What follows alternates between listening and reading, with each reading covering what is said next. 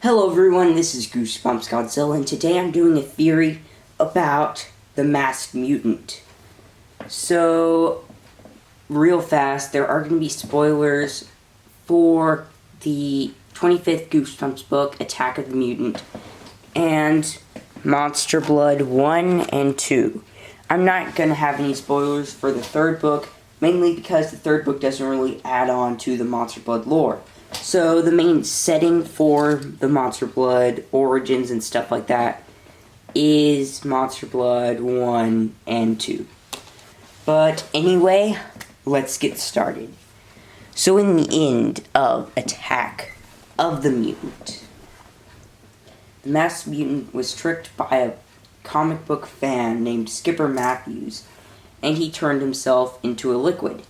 Once he turns himself to a liquid, he cannot turn back into a solid. So, but does this mean he cannot turn into other substances? Like slime, which is neither a solid or a liquid? And a specific kind of slime. Monster Blood. So the Masked Mutant, doesn't seem like the character that would turn to Monster Blood. Even in his stats and all that, he can only turn into a solid. And that's all it really states. So you might be thinking, okay, that automatically disproves that Monster Blood, he could even turn into Monster Blood since he can only turn into a solid. But he turned into a liquid near the end of the book. So if he can turn into a liquid, why can't he turn into the other substances? Because there's kind of 4 substances of matter. Mainly 3. Solid, liquid, gas. When he turns into a liquid, he cannot turn back into a solid. But that doesn't mean he can turn back into a gas. Or slime, which is neither a solid, which is a mix of solid and liquid. So he could hypothetically turn into slime. So actually, this theory is feasibly possible. Because just think about it. You are a liquid. And the closest thing you can ever get to a solid again is to turn into slime. So obviously, he would turn into a slime. I mean, if I was a Masked Mutant, if I could turn into slime, then I would turn into... if I could turn closest to a solid, then I would pick slime, even if it's kind of gross being slime, I guess.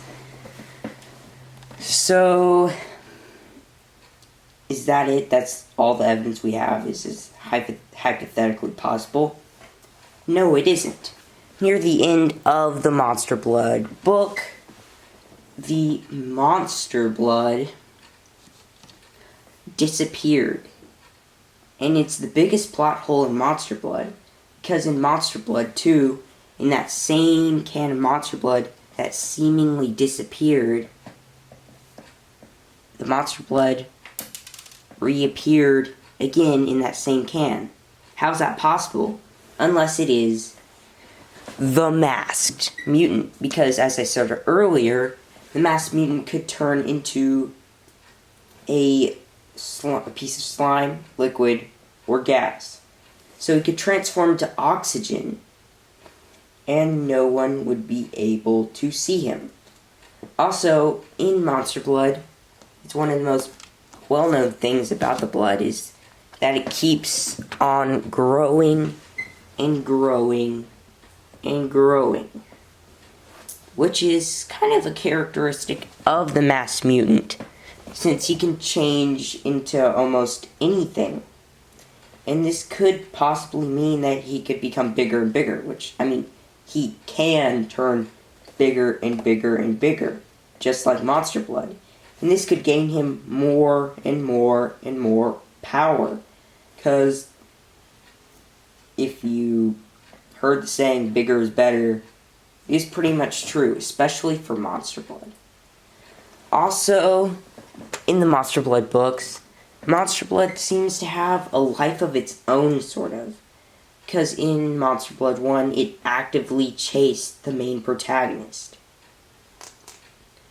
And it seemingly wants people to eat him.